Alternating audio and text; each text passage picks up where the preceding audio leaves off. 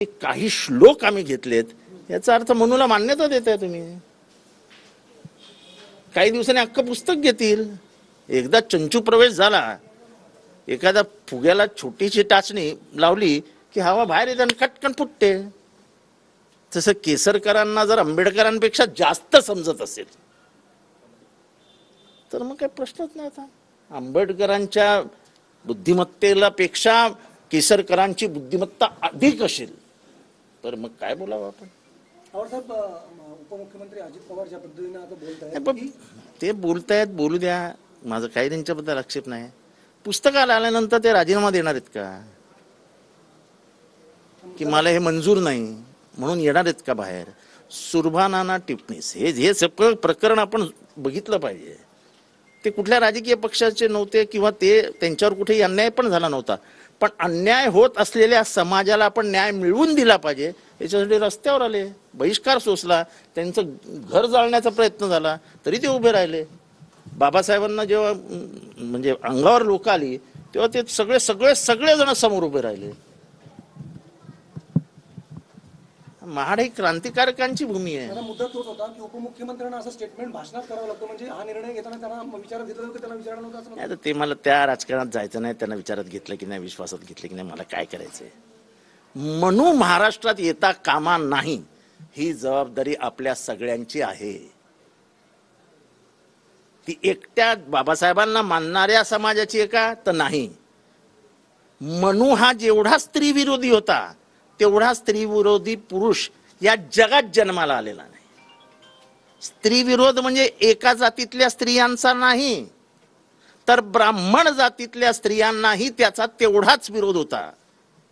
जो मनू म्हणतो की क्षत्रिय 100 वर्षाचा असेल आणि त्याच्या समोर 10 वर्षाचा सवर्ण म्हणजे ब्राह्मण आला तर त्या क्षत्रियाने त्या 10 वर्षाच्या ब्राह्मणाच्या पाया पडायलाच पाहिजेत, असं जेव्हा सांगितलं जातं आणि त्याला आपण मान्यता देणार असू तर आपण पण त्या किळसवाण्या मनू बरोबर जात आहोत.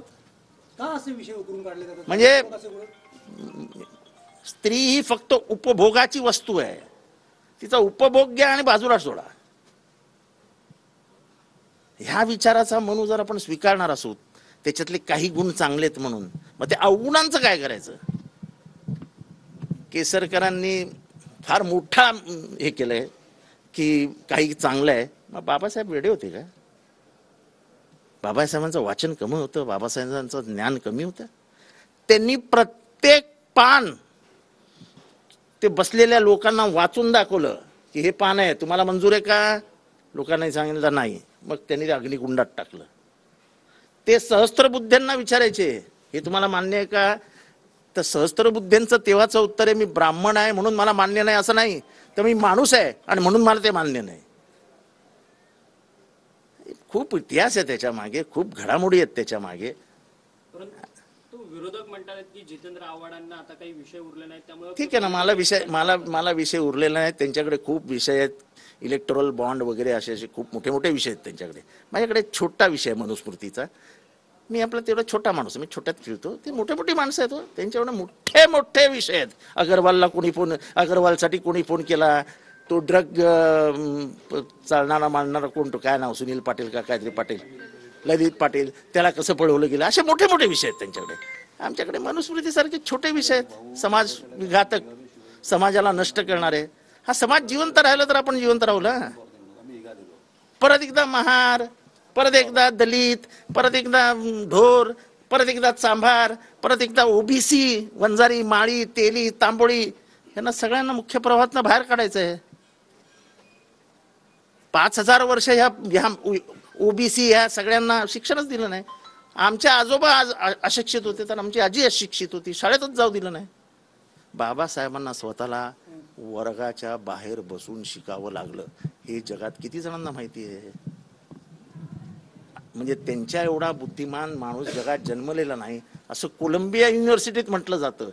त्या माणसाला ह्या देशामध्ये वर्गाच्या बाहेर बसून शिकावं लागलं, एवढी तर शोकांतिका आहे. आणि ती शोकांतिका लक्षात न घेता आपण मनूचं समर्थन करणार असू आणि मनूचे काही चांगले गुण आहेत ते आपण घेणार असू तर आपल्यासारखे मूर्ख असेल, आणि ते पण महाराष्ट्रात.